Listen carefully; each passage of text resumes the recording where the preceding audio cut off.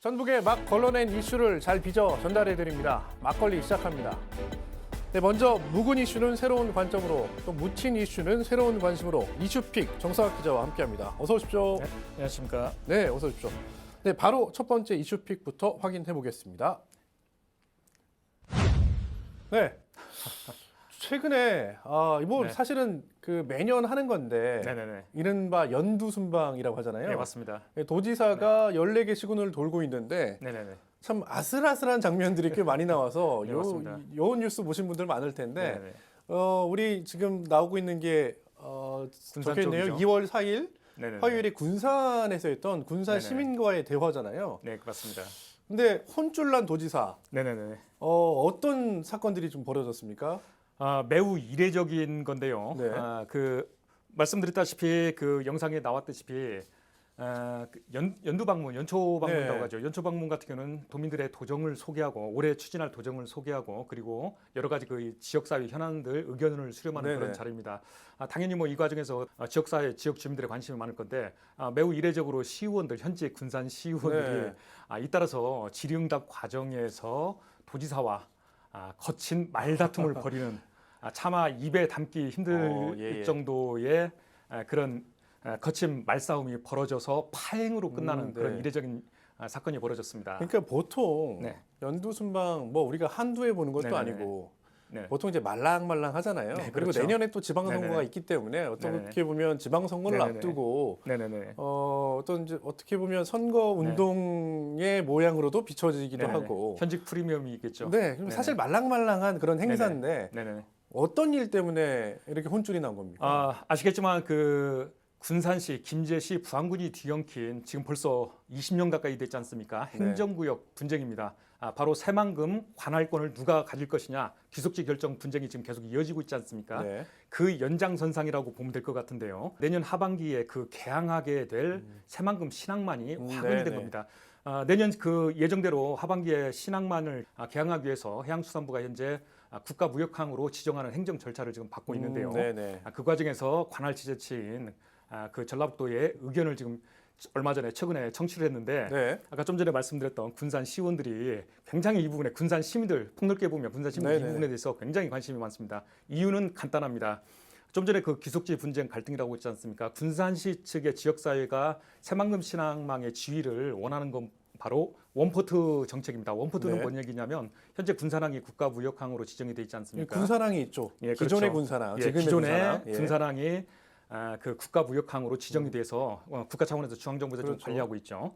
바로 원포트 정책은 새만금 신항만도 군산항의 부속 항만으로 봐야 한다. 아하. 그래서 같이 함께 통합 운영해야 한다라는 게 바로 군산시 측의 희망 사항입니다. 반대로 군산시와 현재 그 행정구역 분쟁에 휘말려 있는 김제시 같은 경우는 투포트 정책으로 가야 한다. 예. 뭔 소리냐? 새만금 신항은 군산시하고 아무런 관련이 없다. 군산항은 예. 군산항대로 가고 네. 새만금 신항은 새만금 신항만으로 별도의 국가 항만으로 지정받아서 별도의 항만으로 관리하지 군산시하고는 관계가 없다라고 해서 바로 투포트 정책으로 간다라는 건데요. 전라북도의 입장이 그럼 뭐야 도대체? 네네. 그 전라북도의 입장이 뭔지 이 부분에 굉장히 관심이 걸 건데 그렇죠. 이 부분에서 그런 그 군산 지원들 질문에 대해서 김관영 도지사가 비공개를 했다라는 겁니다. 이게 지금 화근이 된 겁니다. 네. 그러니까 군산시에서는 이제 원포트 네네. 정책으로 가자라고 요구를 네네. 했는데 네네네. 김관영 지사는 사실 김관영 지사 입장에서는 뭐 군산시 쉽지가 편도 들 않죠. 수도 없고 네네. 김제시 편도 들 수 없잖아요. 네네. 그래서 그런 건데 네네네. 아무래도 이 안에 속내는 네네. 김관영 지사가 고향도 네. 군산이고 맞습니다. 정치도 군산에서 했기 때문에 네네네. 아마 군산시나 네네. 시의원들 입장에서는 네네. 아니 김관영 지사 그래도 우리 고향 사람인데 네. 우리 쪽 팔은 안으로 굽는다고 네. 우리 쪽 편을 좀 더 들어줘야 되는 거 아니야? 라고 하는 서운함도 좀 있겠네요. 그런 것들이 기반 밑에 아. 깔려 있으리라고 지금 봅니다. 근데 이제 사실 군산뿐만 아니라 익산에서도 약간 아슬아슬했다라고 하는 네, 맞습니다. 얘기가 있던데 어떤 또 일이 있었습니까? 네, 익산에서도 언젠까지는 아니었는데 굉장히 불편한 모습이 연출이 돼서 예. 또다시 주목을 받았는데요. 군산 다음에 바로 익산으로 이어졌거든요. 역시 같은 익산 시민과의 그러니까 도민과 연두 방문이 좀 그렇죠. 화두가 된 같은 문제가 행사죠. 문제가 된 건데요. 익산에서는 조금 다른 문제가 원인이 됐습니다. 바로 철도 문제입니다. 예. 전주권 주민들은 굉장히 기대하고 있는 네. 전주 광주선 철도 건설 사업이 화근이 됐는데요. 네. 최근에 그 전라북도가 전주 광주선 건설 사업을 국토부에다가 제안을 했습니다. 네. 올 연말에 올 12월 달에 최종 그 가부가 최종 결정이 될 건데 제5차 국가 철도망 건설 계획이 네. 중장기 계획이죠. 그게 올 연말에 확정이 되는데요. 거기에 반영이 되면 사업을 추진할 수 있는 기본적인 조건이 되는 겁니다. 바로 전라북도에 그래서 전주 광주선을 건의했는데 전주 광주선이 굉장히 이제 도대체 익산하고 뭔 상관이야라고 하실 건데 네네. 아마 그 철도를 이용하시는 분들은 아실 겁니다. 또 기업체들은 잘 아실 거고요. 현재 그 광주나 전남권으로 가려고 하면 아시겠지만 광주 주변에 항만이라든가 그 광주를 이용하려고 하면 아시겠지만 호남선으로 갈아타야지 않습니까? 네. 바로 전주에서 가려면 직통노선이 없습니다. 그렇죠. 익산으로 가서 네네. 익산에서 호남선으로 바꿔 타서 갈아타서 광주까지 가는 방식이지 않습니까? 네네. 목포도 마찬가지고요. 지금 그런 식인데 그러다 보니까 기업체들 특히 이제 물류를 네. 담당하는 물류를 취급하는 그 기업체들이 굉장히 힘든데 이 전주 광주선은 뭐냐면 야 굳이 익산을 경유할 필요 있냐? 김제로 바로 호남선 예. 예, 전주에서 가깝지 않습니까? 그래서 네. 전지역과 김제역 간에 이 구간만 신설하면 바로 광주 목포로 갈 수 있는 호남선으로 연결되니 익산으로 가지 말고 돌아가지 말고 그냥 그 김제로 바로 가면 직통노선이 개설될 거다라고 해서 전주 김제 간 구간을 신설하는 그런 프로젝트인데요. 익산 입장에서 어떻겠습니까? 그러니까요. 왜냐하면 익산이 네. 사실 명실공히 전라북도의 네네. 철도교통의 중심지거든요. 네, 맞습니다. 그렇다 보니까 네네네. 혹시 네. 전주에 네. 이런 명성을 뺏기는 거 아니야?라고 네. 불안감이 있을 수 있겠네요. 네, 단순히 명성뿐만이 아니라 사실 이제 익산은 호남 철도의 허브이기도 하고요. 그렇죠. 또 그 장기 중장기의 목표가 바로 네. 대한민국 철도 허브로 급부상하기 위해서 여러 가지 철도 프로젝트들을 지금 정부에 제안하고 좀 그러고 있는데 그런 것들이 다 와르르 무너질 거라고 우려하는 그 네. 익산 시민들의 반응이 문제가 된 겁니다. 알겠습니다. 네네. 사실 이제 군산 찍고 우리가 익산까지 왔는데 네. 사실 하이라이트는 아직 남았습니다. 네, 그렇죠. 어디냐? 바로 완주군입니다. 네. 14개 시군 가운데 가장 마지막 네네네. 순서로 네네네. 완주군을 가겠다. 전라북도는 네네네. 이렇게 계획을 세우고 있는데 네네네. 사실 지난해에도 네네네. 한번 사건이 있었잖아요. 지난해 7월인데 네, 맞습니다. 김관영 지사가 완주군을 방문하려고 했을 때 네네.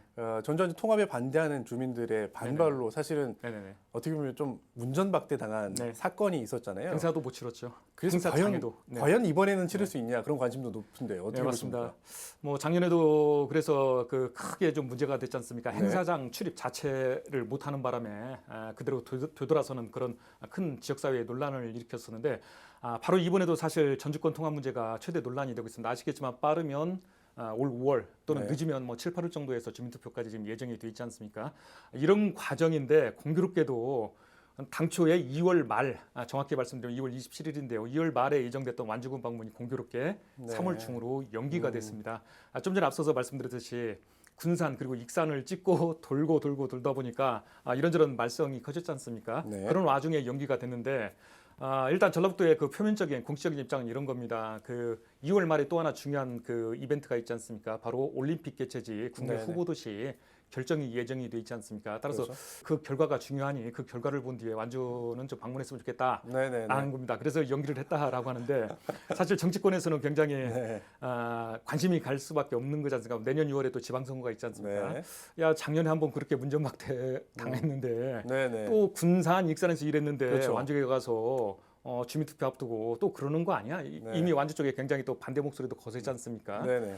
그래서 그런 걸 우리에서 좀 주저하는 바람에 좀 올림픽 기운이라도 좀 받아서 가야 하는 거 아니냐 해서 사물적으로 미룬 게 아니냐. 그러니까 이제 그런 거죠. 예, 예. 그러니까 자라보고 놀란 가슴 소뚜껑 네네. 보고 놀란다고. 네네. 그래서 사실 군산 네네. 익산에서 이렇게 네네. 사실은 안 좋은 일이 있어가지고 네네네.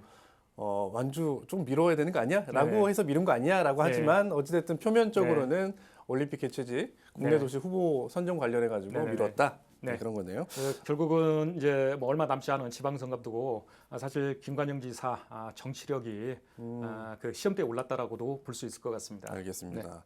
정성학 기자가 얘기했던 것처럼 네. 연두 방문은 보통 지방선거 선거를 앞두고는 현역 네네네. 프리미엄인데 네네. 프리미엄의 효과는 잘 못 기대하기가. 거둔 이번 연두 방문이 네네. 아닌가 싶습니다. 네. 다음 이슈픽 보시겠습니다. 월세가 단돈 만 원이다. 요즘 최근에 이제 언론에 많이 등장했는데요. 전주시에서 추진 중인 청년 정책 중에 하나인데 네네. 청년 만원 주택 청춘 별채라고 별채. 하는 네. 건데 사실 요즘에는 어디 가서 점심 한 끼 하더라도 10,000원 네네. 이상 되잖아요. 네, 그렇죠. 근데 월세가 10,000원이다. 네네. 청년들에게는 네네. 굉장히 파격적인 것 같습니다. 어떤 정책입니까? 바로 그 19세에서 39세까지 전주시 같은 경우는 39세까지를 청년층으로 지금 보고 있거든요. 맞아요. 물론 타 지방 같은 경우는 49세까지 보는 데도 있고 그렇죠. 좀 그러는데 어쨌든 전주시 같은 경우는 19세에서 39세까지의 청년층을 대상으로 지역 네. 정착을 유도할 수 있는 정책을 하나 새롭게 좀 해보겠다라는 게 바로 좀 전에 말씀드린 만원주택인데 네. 이겁니다. 그 현재 그 빈집으로 남겨진 공동주택들이 꽤 전주 시내에 좀 많지 않습니까? 그렇죠. 따라서 이런 것들을 매입하고 또는 새롭게 신축할 경우 네. 이런 그 청춘 별채를 지정해서 이걸 활용해서 청년들 전주에서 거주하고 싶은 사람들을 모집해서 네네. 월 임대료 단돈 10,000원. 네. 이제 비싼 경우는 그 원룸, 투룸, 쓰리룸 이렇게 세 가지 유형으로 공급이 네네. 될 건데요.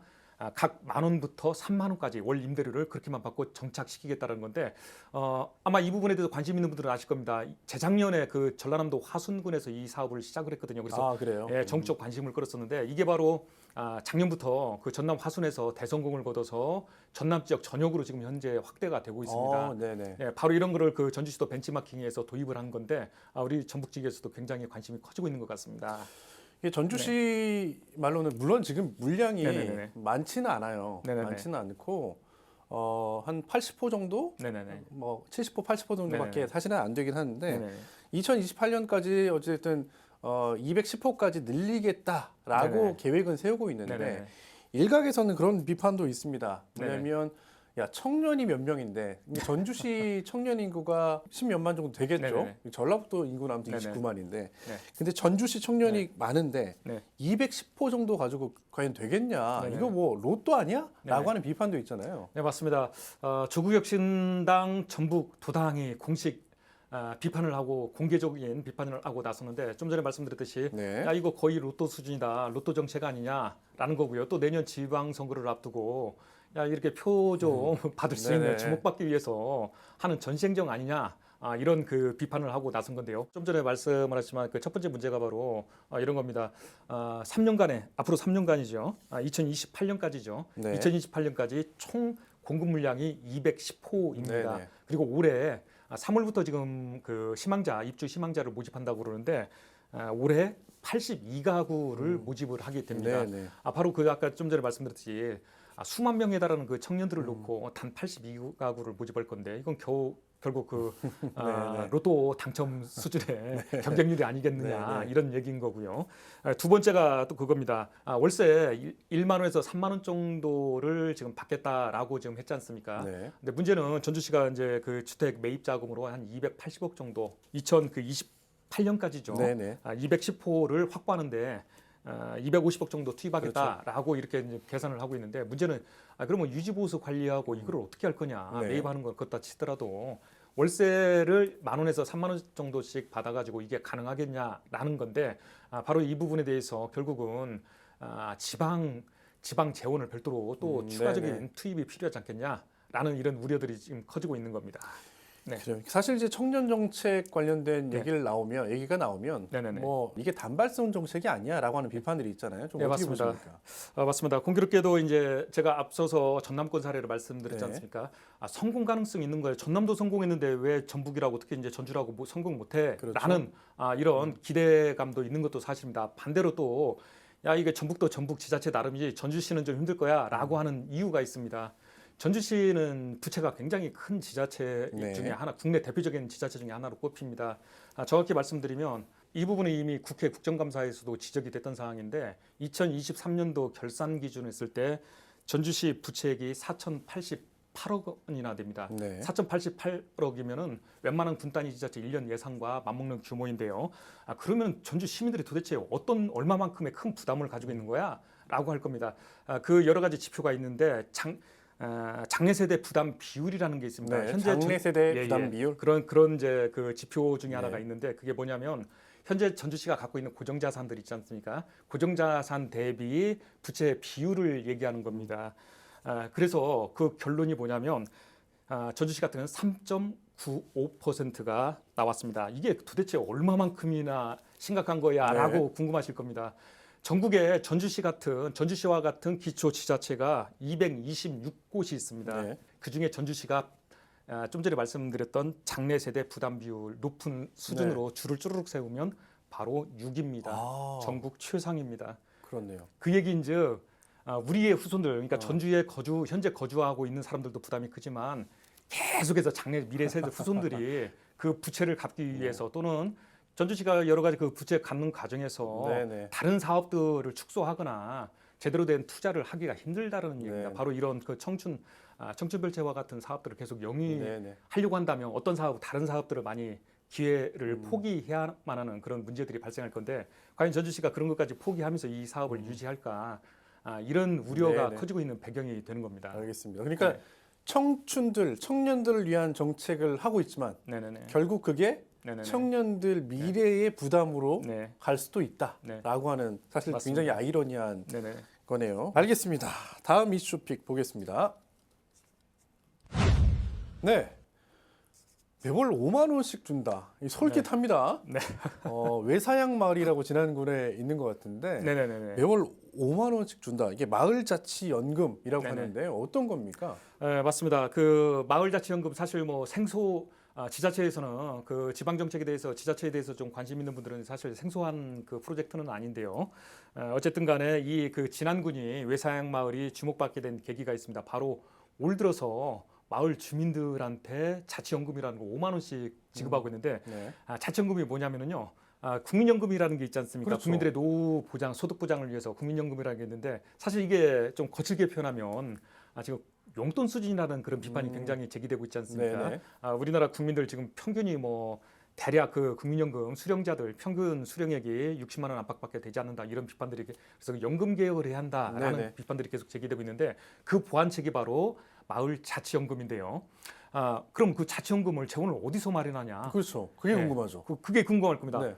마을 주민들이 기업을 설립한 겁니다. 바로 예, 마을 예. 기업입니다. 아. 법인을 설립해서 마을 주민들이 스스로 출자를 해서 스스로 마을 기업이라는 걸 설립해서 마을 기업은 여러 가지 혜택들이 있지 않습니까? 네. 기업을 설립해서 여기서 외사양 마을이 선보인 사업은 뭐냐면 농촌 체험 관광 사업입니다. 아하, 예. 네, 마을 기업을 설립해서 이걸 하다 보니까 수익을 나는 건데요. 2015년부터 그 프로젝트를 추진해 왔는데 드디어 일정 수준의 소득 수준들이 연간 2억을 매출액이 연간 2억을 넘어서고 일정 원했던 만큼의 수익이 네네. 잡히면서 드디어 배당이 되기 자치연금을 시작했군요. 배당을 시작했는데 바로 예. 그게 올해부터 진행이 됐고요. 네. 그래서 참여자가 마을에 한 60명 가까이 주민이 그런다고 그래요. 근데 네. 그 중에 한 38분 정도가 출자해서 참여를 했다는데 이분들한테 매달 5만 원씩 지급할 수 있게 됐다 해서 지금 화제가 된 겁니다. 그러니까 그 기업이 네네네. 더 성장하면 네네. 매출이 더 높아지면 더 나눌 수가 있겠죠. 배당액도 더 높아지는 거네요. 근데 이게 네네. 참 신기한 게 네네네. 이게 보통 이제 이런 거 하면 뭐 지자체에서 막 뭐 네네네. 하고 막 뚝딱뚝딱 해가지고 네네네. 사실 모양만 주민 뭐 이렇게 하지만 네네네. 이거는 진짜로 주민들 힘으로 네네네. 이런 이제 그 시스템 구조를 만들었다는 게 네네네. 사실 더 놀랍거든요. 네, 맞습니다. 제가 앞서서 뭐 조금 말씀을 드렸었는데 사실 이 마을자치연금은 지자체가 지원을 해서 하는 곳들이 있고요. 그다음에 국민연금이 참여해가지고 같이 국민연금이 지원을 해서 이렇게 운영되는 사례들이 좀 있습니다. 근데 네. 여기 같은 경우는 순수 마을 주민들이 지자체나 국민연금과 무관하게 야 우리 이런 거 한번 해봤으면 좋겠다라고 해서 기획부터 네네. 지금 현재까지도 지원 없이 하면서 주목을 받았던 거고요. 그렇다 보니까 좀 전에 말씀드렸듯이 이 그 농촌 체험 관광 사업을 하고 있지 않습니까? 그래서 네. 농림부에서도 이런 농촌 체험 마을들을 매년 평가를 해서 또 시상도 하고 그러는데 격경사가 됐습니다. 이쪽 마을이 바로 네. 그 평가 항목 뭐 체험 시설, 숙박 시설, 음식, 먹거리 부분 이렇게 평가 항목이 여러 개가 있는데 그 전 부분에서 1등급을 지금 확보했다고 그래요. 그래서 으뜸촌이라는 대단히 그 영예로운 그런 상까지 수상하는 격경사를 지금 맞았습니다. 사실 이제 그 네. 진안도 그렇고 우리 저 네네네. 무주 장수 뭐 사실 우리 지역의 대부분의 지역이 인구 네. 소멸 위기 지역이잖아요. 네네. 그러니까 이런 사실 사업들이 네네네. 어떤 인구 유입으로까지 이어지면 좋은데 어떻게 네네네. 그럴 수 있다고 보십니까? 앞서서 말씀드렸듯이 이게 사실 지자체 정책에 대해서 좀 관심 있는 분들은 생소하지 않은 사업이다라고 말씀드렸는데 사실 우리나라 최초로 마을자치연금을 도입한 거는 정읍시 산내면에 있는 송죽마을입니다. 네. 이미 2013년부터 외상마을 이슈픽처럼 주민들 자체적으로 스스로 했던 사업이고요. 이후에 현재 전국적으로 뭐 여러 곳에서 하고 있고 우리 전북 지역도 한 5곳 정도 현재 하고 있는데요. 네. 예를 들어 익산 쪽에 가면 익산에 보면 이제 그 성당포구 마을이죠. 여기도 상당히 알려진 마을인데 여기는 또 국민연금이 지원하에 네. 이런 그 자치연금 프로젝트를 지금 하고 있고요. 이러는데 중요한 게 있습니다. 좀 전에 말씀드렸듯이 우리 전북의 대다수 지역, 정확히 말씀드리면 10개 시군이 지금 해당이 되지 않습니까? 정부에서 공식 진정한 소멸 위기적, 그러니까 인구 감소 지역으로 지금 지정돼 있지 않습니까? 이렇다 보니까 그 대안으로 바로 이런 그 마을 자치연금 제도 대안 중에 하나로 지금 하려고 하는데 네. 바로 작년 9월 달에 그 지방 조례가 우리 전북도에서 전라북도에서 지방 조례가 제정이 됐고요. 올해부터 1시군 네. 1마을자치연금이라는 프로젝트가 지금 시작이 되고 있습니다. 지금 추진이 막 될 건데 뭐냐면 올해부터 한 시군 한 곳, 시군마다 최소 1개 이상씩 시범마을을 지정해서 자치연금을 도입한 후에 이걸 한 2, 3년 운영해보고 성과가 괜찮다라고 판단되면 우리 전라북도 전역으로 좀 확대해보자라는 겁니다. 이미 그 지방조례도 제정이 됐고 바로 이런 시범사업이 올해부터 시작이 되는 만큼 그 소멸위기에 처한 농촌에 어떤 그 새로운 활력소가 되지 않을까 그런 기대감들이 좀 있으면 잘 됐으면 하는 바람입니다. 그러니까요. 네. 기대감이 높습니다. 그러니까 14개 시군에 한번 시범사업 추진해본다고 하는데 어떤 사업들이 그러니까 사업이 구체화되면 그 사업들 한번 우리 이슈픽에서 다시 한번 좀 소개를 해보죠. 알겠습니다. 이슈픽 여기까지 듣겠습니다. 정석 기자 수고했습니다.